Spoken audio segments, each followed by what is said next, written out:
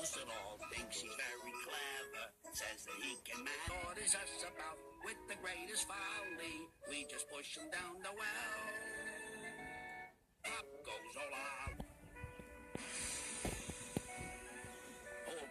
Hold back, whispered Scruffy, and pass the word to the others. And his wheels gripped splendidly. He gave a great heave. Groaned Scruffy. I don't like this. Oh, wailed Scruffy. I'm coming apart.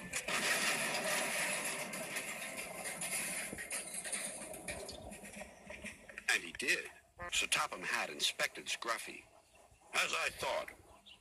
Rotten wood, rusty frames. Maybe if we put you back together, you'll earn yourself a better name.